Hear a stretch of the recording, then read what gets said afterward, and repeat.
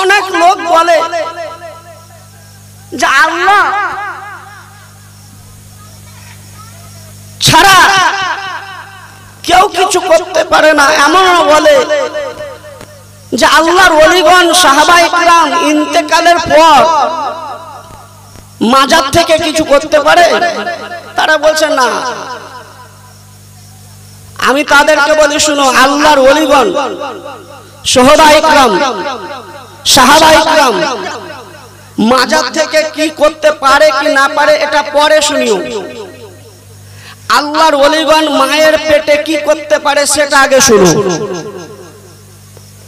খাজা মঈনুদ্দিন চিশতির আম্মা উম্মুল ওয়ারা মাহে নূর বলতেছেন, আমার মঈনুদ্দিন যখন পেটে ছিল তো আমি আমার পেট থেকে আল্লাহর জিকিরের শব্দ শুনতাম। সুবহানাল্লাহ। খাজা মঈনুদ্দিন চিশতি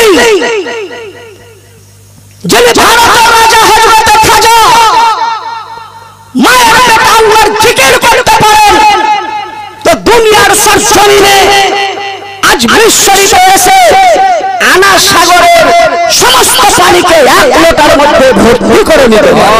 সুবহানাল্লাহ। আল্লাহর ওলিগণ মাজার থেকে কি করতে পারে সেটা পরের কথা। আল্লাহর ওলিগণ মায়ের পেটে কি করতে পারে সেটা আগে রিসার্চ করো। পীরানে পীর দস্তগীর মহিউদ্দিন জিলানী গৌসে সম্মানী কুতুব রব্বানী আব্দুল কাদের জিলানী, যার মাজার ইরাক দেশে বাগদাদ শহরে, তিনি যখন বাগদাদ শহরে ঘোরাফেরা করতেন সেই মুহূর্তে একদা ফজরের নামাজ পড়ে বসে আছেন, রাস্তা দিয়ে এক পথিক চলছেন, দেখছেন গৌসে আজম বড় পীর বসে আছেন, তো থামতে না পেরে বলছেন, হুজুর আসসালামু আলাইকুম। গৌসে আজম বলছেন, ওয়ালাইকুম আসসালাম। ওয়ালাইকুম আসসালাম বলুন। সুবহানাল্লাহ। সুবহানাল্লাহ তো বললেন, কিন্তু ডবল সালাম কেন? হুজুর আপনি ইয়ারকি করে দিলেন, ঠাট্টা মজাক করলেন, বলেন না, দুবার সালামের উত্তর।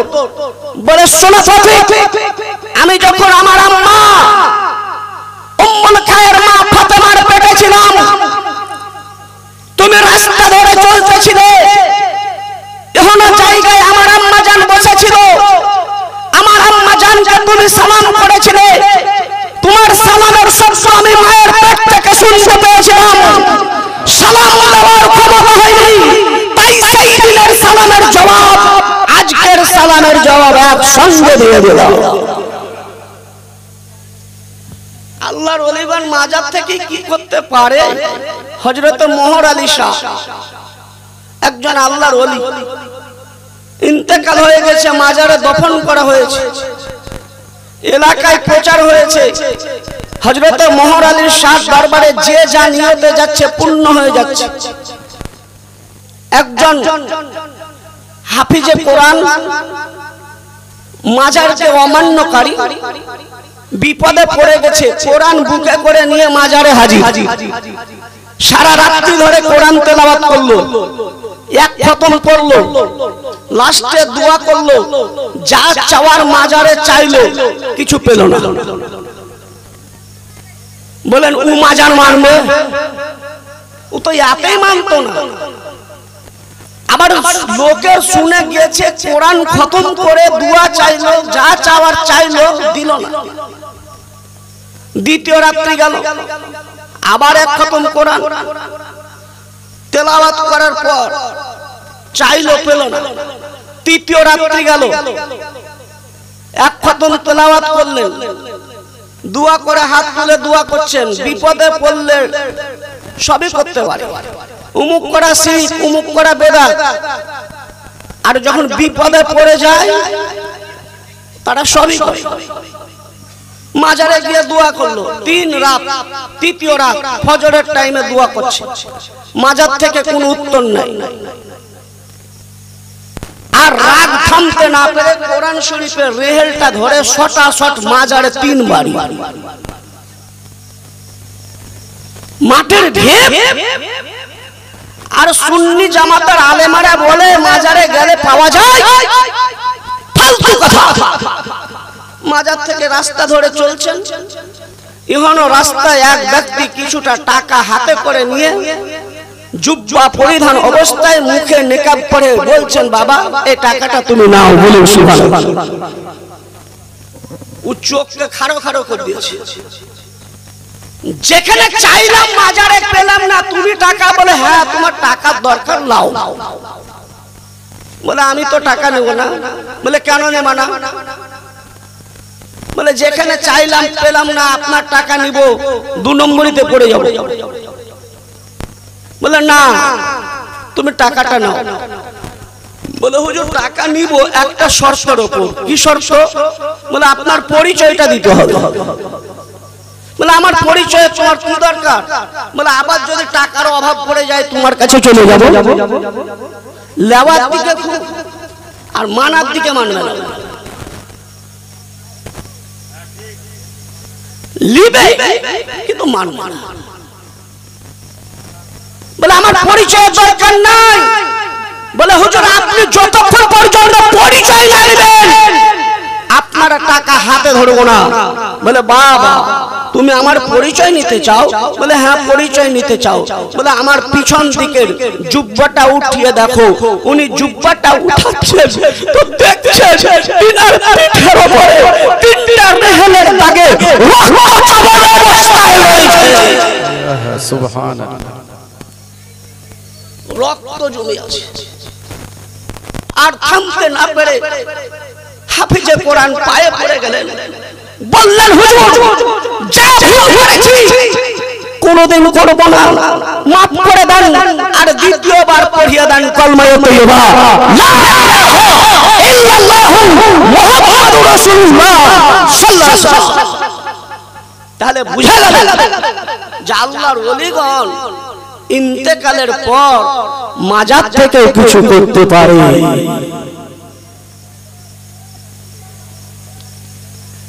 বলছে আল্লাহ ছাড়া কাউরির কাছে চাওয়া জায়েজ নেই।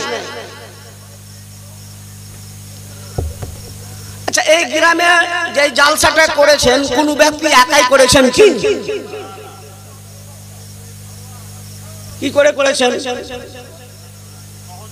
ভাই জালসা করব 10 টাকা দাও, ভাই জালসা করব। আচ্ছা যাদের যাদের কাছে চেয়েছিলেন ওরা কি আল্লাহ? তো চাইলেন কেন? আল্লাহ ছাড়া যদি কাউরির কাছে চাওয়া জায়েজ না হয় তো চাইলেন কেন? আল্লাহ ছাড়া যদি কাউরির কাছে চাওয়া জায়েজ না হয় তো বিবির কাছে চাও কেন? আল্লাহ ছাড়া কাউরির কাছে যদি চাওয়া জায়েজ না হয় তাহলে ছেলের কাছে চাও কেন? তার চা খাওয়ার লেগে পয়সা। বুঝা গেল যে আল্লাহর কাছেও চাওয়া জায়েজ আছে, বিবির কাছেও চাওয়া জায়েজ আছে, গ্রামবাসীর কাছেও চাওয়া জায়েজ আছে, ওলির কাছেও চাওয়া জায়েজ আছে, সাহাবীর কাছেও চাওয়া জায়েজ আছে, আল্লাহ ছাড়া নবীর কাছেও চাওয়া জায়েজ আছে। বলবেন মাওলানা সাহেব প্রমাণ দিতে হবে। প্রমাণ দিয়ে দিব। নবীর একজন সাহাবী হযরত আনাস বিন মালিক, বলুন সুবহানাল্লাহ। এইরকম সাহাবী ছিলেন না, কোন সাধারণ সাহাবী ছিলেন না। কন্টিনিউ 10 বছর ধরে নবীর খিদমত করেছেন, বলুন সুবহানাল্লাহ। হযরত আনাস বিন মালিক কন্টিনিউ 10 বছর ধরে নবীর খিদমত করেছেন। 10 বছর পর আমার নবী আনাস বিন মালিককে ডেকে বলছেন, আনাস বিন মালিক আজকে থেকে তোমাকে আজাদ করে দিলাম, মুক্তি করে দিলাম, আর তোমার বিবাহেরও ব্যবস্থা করে দিয়েছি। আমার নবী আনাস বিন মালিককে মুক্তি দেওয়ার পর বিবাহ দিয়ে দিলেন। কিছুদিন পর 2টো সন্তানের জন্ম হলো। সন্তান যখন জন্ম হলো আনাস বিন মালিকের সংসারে অভাব এসে গেল, অনাটন এসে গেল। 2 সন্তান মায়ের কদমে পড়ে বলছেন, আলজু আম্মাজান, খিদার জ্বালায় কলিজা ফেটে যাচ্ছে, আপনি কিছু খাবারের ব্যবস্থা করেন। আনাস বিন মালিকের বিবি হযরত আনাস বিনের নিকটে এলেন, বললেন স্বামীজান দুই সন্তান খিদার জ্বালায় আমার নিকটে আবেদন করেছে, আপনি কিছু খাবারের ব্যবস্থা করুন।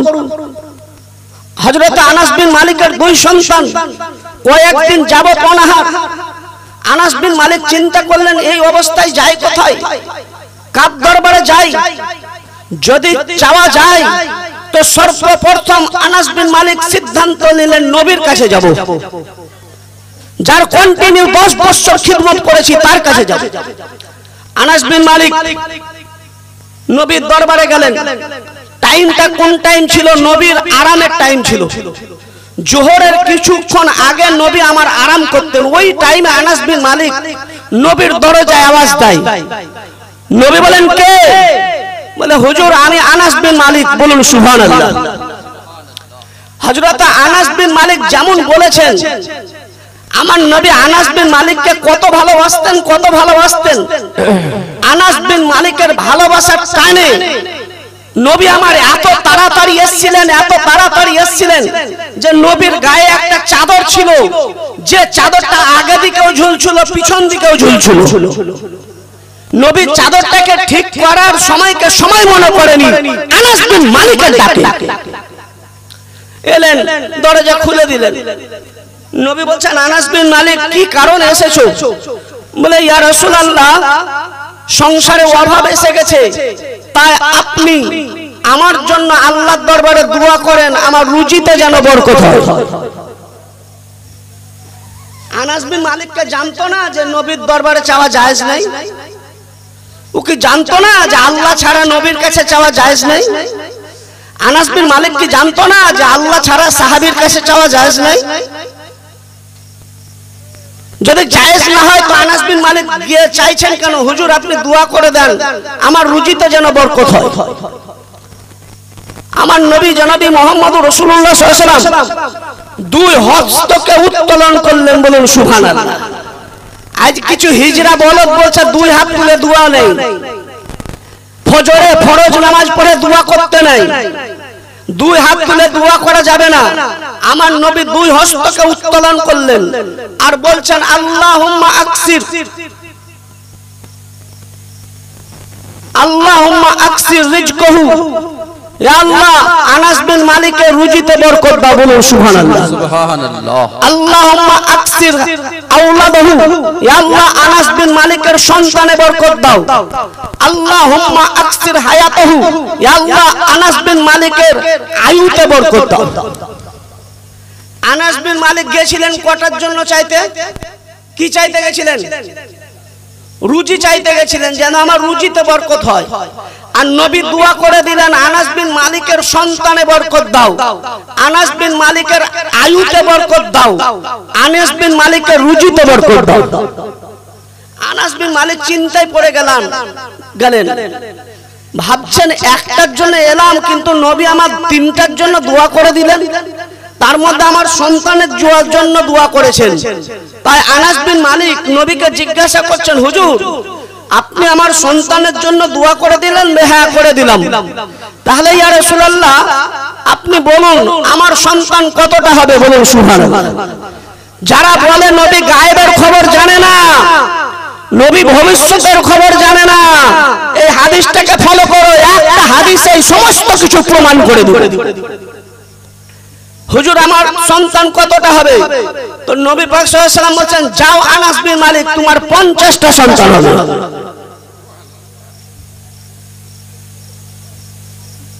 এই গ্রামের কোন ব্যক্তি আছেন 50 সন্তানের বেটা? নাই।